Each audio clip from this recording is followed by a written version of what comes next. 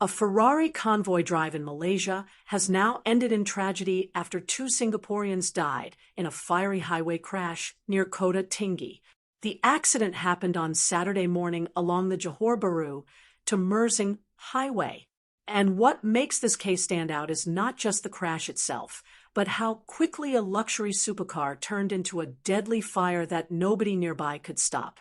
Police say the Ferrari crashed at around 9 a.m. at the 57.5-kilometer mark of the highway.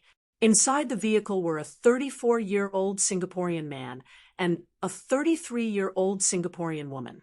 Both died at the scene from severe injuries and burns. Videos shared online showed thick black smoke rising from the road, while other Ferrari drivers from the convoy stopped nearby. Several bystanders gathered around the burning vehicle, but the flames had already engulfed most of the car. Debris was scattered across the highway, and there was little anyone could do. The victims were later identified as Mr. Yeo Tian Wan and Ms. Ng Puoi Ing. Reports say the pair were believed to be in a relationship and had been traveling with more than 30 cars linked to the Ferrari Owners Club Singapore during a morning drive into Malaysia. Here's where the story becomes more complicated. According to a businessman who spoke to the Straits Times, the driver may have lost control before the crash. He also claimed nobody nearby had a fire extinguisher ready when the car caught fire. That single detail is now drawing attention online, because when people think about supercars, the focus is usually speed, luxury, or exclusivity. But incidents like this remind people that high-performance vehicles can become extremely dangerous during severe collisions, especially when fire breaks out within seconds. And this is not only about Ferraris.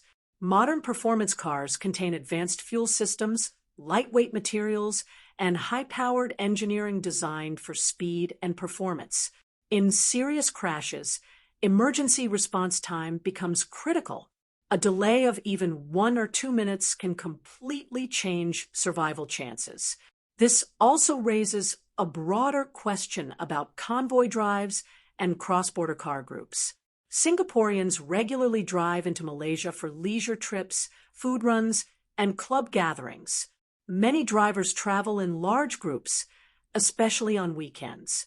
But when convoys involve powerful sports cars moving together at highway speeds, the risks naturally increase. Malaysia's highways are also very different from Singapore's roads. Drivers encounter longer stretches, uneven surfaces in some areas, unpredictable traffic patterns, and different driving behavior. For some motorists, especially those unfamiliar with the route, reaction time becomes far more important at high speeds. Police in Kota Tinggi are now investigating the case under Malaysia's Road Transport Act for causing death by reckless or dangerous driving. And while investigations are still ongoing, the tragedy has already sparked discussion about road safety, emergency preparedness, and whether convoy organizers should be required to carry proper fire response equipment during long-distance drives.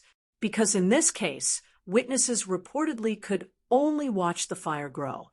No matter how expensive or advanced a vehicle is, there is still a limit to what technology can protect against once control is lost at high speed. And sadly, this is not the first fatal crash involving Singaporeans driving powerful vehicles overseas. Over the years, there have been repeated cases involving motorcycles, luxury cars, and performance vehicles across Malaysian highways. The pattern is uncomfortable but difficult to ignore. The roads may feel open, the drive may feel exciting, but one mistake at highway speed can become irreversible within seconds. Do you think convoy drives involving high-performance cars should have stricter safety rules or emergency requirements before heading overseas? Like, share, and subscribe to 2230.